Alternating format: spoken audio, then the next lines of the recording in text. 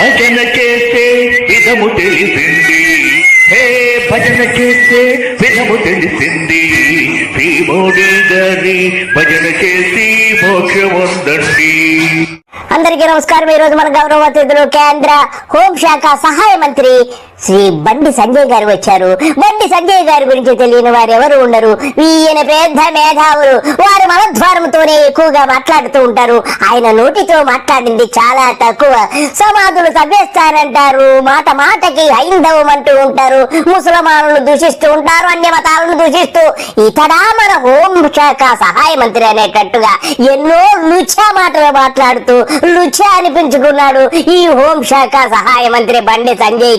ఇకపోతే బండి సంజయ్ గారి కుమారరత్నం ఉన్నారు. ఆయన నామధేయము భగీరథుడట.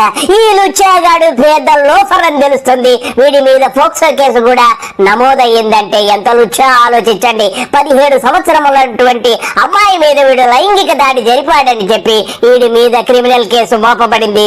మరి ఇంత లుచ్చాలు ఎలాగా? మరి తండ్రి గారైనటువంటి సంజయ్ గారికి మరి ఎందుకు హోమ్ మినిస్టర్ ఇచ్చారో నాకు ఇప్పుడు అర్థమవుతుంది. ఓహో, మోడీ గారికి కావలసినటువంటి లక్షణాలన్నీ కూడా వారి కుమారరత్నములోనూ బండి సంజయ్ గారిలోనూ ఉన్నాయి కాబట్టి వారు హోంశాఖకు అర్హులై ఉంటారు. మీ బతుకులు సేడా. ఒక్కసారి ఈ మహిళల ఆవేదన ఒక్కసారి ఇప్పుడు విందాం. ఒక ఆడపడుచు నెల నుంచి తిరుగుతుందంట. పాపం ఆమెకి ఎంత గోస పెడుతున్నారంటే ఆమెని రిటర్న్ మళ్ళా ఏమని ఇస్తున్నారంటే ఒక ఆడపిల్లకు న్యాయం కావాలంటే అంటే హోదాలన్నా ఉండాలా, డబ్బన్నా ఉండాలా. వాళ్ళు ఒక హోదాలో అయ్యి ఉండి హోమ్ మినిస్టర్ అయ్యి ఉండి ఈ రోజు ఒక పాపకు అన్యాయం అవుతుంటే ఏం చేస్తున్నాం? 17 ఏళ్ల బాలికకు అన్యాయం జరిగింది. ఈడ A to Z మొత్తం ప్రూఫ్ తో సహా ఉన్నాక కూడా పోలీసు వాళ్ళు పట్టించుకుంటలేరు అంటే మీరు అర్థం చేసుకోవాలా. బండి సంజయ్ గారు మహిళలు రోడ్డెక్కి అమ్మాయికి అన్యాయం జరుగుతుందని చెబుతుంటే మీరు కడుపుకు అన్నం తిన్నారా, శుద్ధం తిన్నారా? ఇప్పటి వరకు స్పందించకుండా డాష్ నాటకాలు ఆడుతుంటే నువ్వెంత లుచ్చావో అర్థమైంది. మొదలు పెట్టు నువ్వు సోది. జరిగేది హిందూ ముస్లిం మధ్య యుద్ధం జరుగుతున్నది. 80% హిందువులు గెలుస్తారా, 20% తుర్కోలు గెలుస్తారా?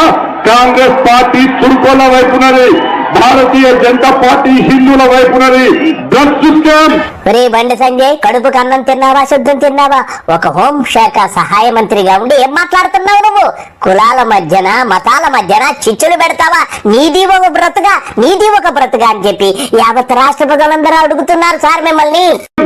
ఇవన్నీ కూడా చేసి చేసి లక్షల కోట్లు సంపాదించాడు టీఆర్ఎస్. ఉద్యమం అప్పుడు కేసీఆర్ సంగతి తెలుసా మీ అందరికీ? దొంగనట్లు ముద్ద కొట్టినా పాస్పోర్ట్ల బ్రోకర్ అన్నా. బండి సంజయ్ గారు కాంగ్రెస్ వాళ్ళు బీఆర్ఎస్ వాళ్ళు కాదు బ్రోకర్స్. నువ్వు బ్రోకర్వి, నీ కొడుకు బ్రోకరు, వాడు డ్రగ్స్ మాఫియా అంట కదా. మీర్రా బ్రోకర్లు అని చెప్పి అందరూ కూడా అడుగుతున్నారు. మీరు సిగ్గు లజ్జ అన్ని ఇచ్చిపెట్టేశారు సార్. కేసుందన్న పాస్పోర్ట్ల బ్రోకర్ మీద నీ అయ్యనే ఏం బీకలేరాబాయ్, నువ్వేం బీకారాబాయ్? సంజయ్ గారు, నాకు తెలిసి మీరైతే అన్నము తినరు. మీరు గ్యారెంటీగా అశుద్ధమే తింటారంటే నోరా లేకపోతే పాయికానా దొడ్డారా నీది? నా ఎంత హిందూ సమాజం ఉందిరా. బండి సంజయ్ ఏ రోజు ధర్మం కోసం పనిచేసినప్పో నీ లెక్క నీ అయ్య లెక్క కోట్ల కోట్లు సంపాదించడం సిగ్గుండాలి. బండి సంజయ్ గారు, మీరు సిగ్గుపడాలి సార్, మీరు సిగ్గుపడాలి. నీ కొడుకంత లుచ్చ అయినందుకు, నువ్వు హోమ్ మినిస్టర్ అయినందుకు ఈ దేశానికి ఏమి వరగబెట్టావో. నీదొక నోరా, నీది పాయికానా దొడ్డి, నీది అసలు మనిషి జన్మ అని చెప్పి యావత్ సమాజం అంతా నిన్ను ప్రశ్నిస్తుంది. నువ్వు సిగ్గు లజ్జ ఉంటే రిజైన్ చేసి వెళ్ళిపో. సంజయ్ గారు, మీరైతే కడుపుకు అన్నం తినలేదు. నేనేం మాట్లాడాలో కూడా అర్థం కావట్లేదు. నీది ఒక బ్రతుక అంటున్నావు, నీదొక బ్రతుకతో నీ బతుకొచ్చాడా? సిగ్గుండాలి కాంగ్రెస్ పార్టీ వాళ్ళకు, బీఆర్ఎస్ పార్టీ వాళ్ళకు సిగ్గుండాలి. ఎవడు ఏ ప్రభుత్వం వచ్చినా, బీఆర్ఎస్ వచ్చినా, కాంగ్రెస్ వచ్చినా మా బూట్లు నాకాలే. ఏం మాట్లాడారండి సంజయ్ గారు? బూట్లు నాకాలా? మీకు బూట్లు నాకే అలవాటు ఉంది. మీరు మోడీ గారి బూట్లు, అమిత్ షా బూట్లు నాకి నాకి నాకి నీ నాలుగు కరిగిపోయి ఉంటది. అందుకే నీకు హోంశాఖ సహాయ మంత్రి ఇచ్చారని నాకిప్పుడు అర్థమవుతుంది సంజయ్ గారు. ధర్మం కోసం యుద్ధం చేయమన్నదన్న కరీంనగర్ గడ్డ, కాసాపు జెండానెత్తుకొని జై శ్రీరామ్ అని నినదించమన్నదన్న ఈ కరీంనగర్ గడ్డ, మాతాకి జయన్ గాండ్రించమన్నదన్న ఈ కరీంనగర్ గడ్డ.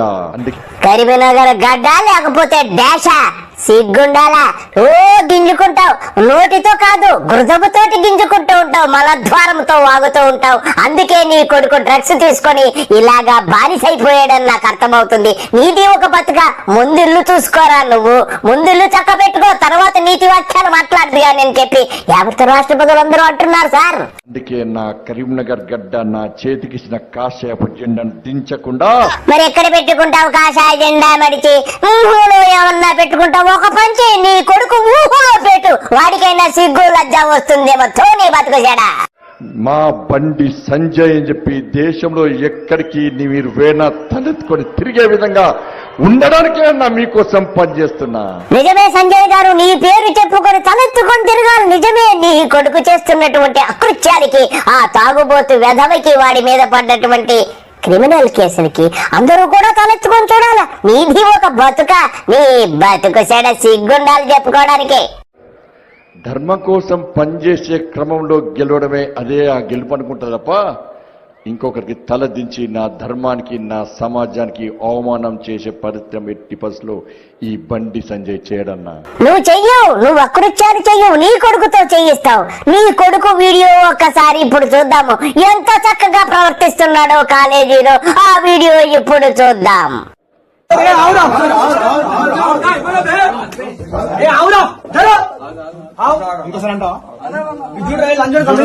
కొట్ట చూడు ఒకసారి మాట్లాడిరా, ఒకసారి మాట్లాడిరా.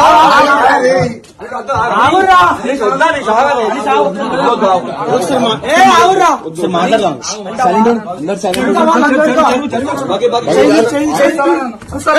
ఒకసారి మాట్లాడండి బాజీ.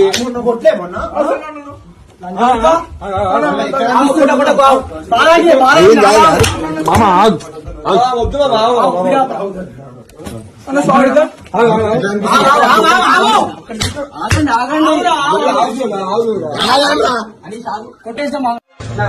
మరి ఏంద్రా నేనేమన్నా బ్రోకర్లు అని చెడుతున్నా? నాకెందుకు ఇండియా నాకెందుకు రా? బగ్గి బగ్గి బగ్గి చేస్తావు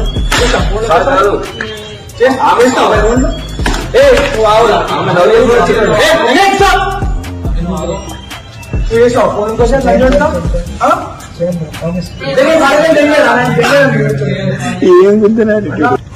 సంపి దెంగుతా కాలేజ్ అర్థమవుతుందా? మినిస్టర్ కి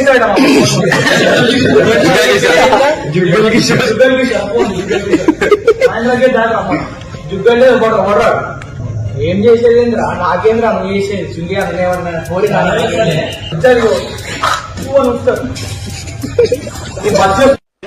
మైనర్ బాలిక మీద అత్యాచారం జరిగినప్పుడు ఫోక్సో కేసు పెట్టారు. ఫోక్సో కేసు పెట్టినప్పుడు చట్టం ఏం చెప్తుంది? 164 ప్రకారము మెజిస్ట్రేట్ ముందు అమ్మాయి స్టేట్మెంట్ రికార్డు చేయాల్సిన బాధ్యత పోలీస్ అధికారుల మీద ఉంది. మరి ఎందుకు రికార్డు చేయించలే? దేశ వ్యాప్తంగా చర్చించుకుంటారు. వేరే దేశం నుంచి వచ్చి అత్యాచారం చేసి నాకు అర్థం కాలేదు. ఉగ్రవాదులు వచ్చి అత్యాచారం చేసిరా? నీ కొడుకు అత్యాచారం చేశాడని ఆ మహిళ తల్లిదండ్రులందరూ కూడా రోడ్డెక్కితే ఇంకా ఏంటి నాటకాలు దొబ్బుతున్నావు? నీది మనిషి జన్మ, కుక్క జన్మ. కడుపు కన్నం తిన్నావా, శుద్ధం తిన్నావా? నీ కొడుకు తాగి తందనాలాడుతుంటే నువ్వేం చేస్తున్నావు? హితబోధలు చేస్తున్నావు, హైందవం అంటున్నావు, ముస్లింలు దూషిస్తున్నావు, క్రైస్తవులను దూషిస్తున్నావు. నీది ఓ బతుక, నీ బతుకు చెడ, సిగ్గు లజ్జ ఉందా నీకు? ఈ నెల 10వ తారీఖున నరేంద్ర మోడీ గారు వస్తున్నారు. నరేంద్ర మోడీ గారు వచ్చినాక వీళ్ళకి ఇబ్బంది ఉంటుంది. ఈ ప్రభుత్వం పుట్టగతో ఉండయి. తెలంగాణ రాష్ట్రంలో బీజేపీ ఒక వాతావరణం నిర్మాణం కాబోతున్నది. అస్సాం నుంచి ఆ కాషాయపు గాలి వెస్ట్ బెంగాల్ నుంచి ఇప్పుడు తెలంగాణకు 10వ తారీఖు రాబోతున్నది. కాషాయపు తుఫాను తట్టుకోలేక కాంగ్రెస్ పార్టీ ఈ దేశంలో ఎక్కడ లేకుండా భూస్థాపితమవుతుంది. ఇవాళ మీకు అసలు చెప్తున్నా, ఇప్పటివరకు రాహుల్ గాంధీ నేతృత్వంలో కాంగ్రెస్ పార్టీ 99 ఎన్నికల్లో ఓడిపోయింది. కాంగ్రెస్ పార్టీ గురించి నాకు తెలియదు కానీ నీకు మాత్రం పోయే కాలం దగ్గరికి వచ్చింది. అందుకే నీ కొడుకుని నువ్వు వెనకేసుకొస్తున్నావు. వాడు వికృత చేష్టలన్నీ నువ్వు చూస్తూ ఎంతో చక్కగా ఎంజాయ్ చేస్తున్నావంటే నీది ఒక మనిషి జన్మ. నీ గురువు అదే మోడీకి ఏమీ కనపడడం లేదు. అతడు కళ్ళు లేని కబోది, చెవులు వినపడవు, కళ్ళు కనపడవు, డ్రెస్ చేసుకొని ఫోజులు దొబ్బుతూ మీటింగులు పెడుతూ గప్పాలు కొడుతూ తిరుగుతూ ఉంటాడు. నీలాంటి వాళ్ళని ఎంకరేజ్ చేస్తూ ఉంటే దేశం ఇలా కాక ఇంకెలాగుంటది? నీ కొడుకులాగే దేశమంతా కూడా తయారైపోయే వరకు మీరు ఇలాగే కొనసాగుతారని నాకు అర్థమవుతుంది. ఇంతకంటే దుష్టులు ఈ ప్రపంచంలో ఎవరు ఉండరు. బండి సంజయ్ గారు, నీకు మాత్రం పోయే కాలం దగ్గర పడిందని నాకు అర్థమవుతుంది. అందుకనే ఇలా ప్రవర్తిస్తున్నావని నాకు అర్థమవుతుంది. ఇదండి విషయము. అందరికీ నమస్కారము. బాయ్.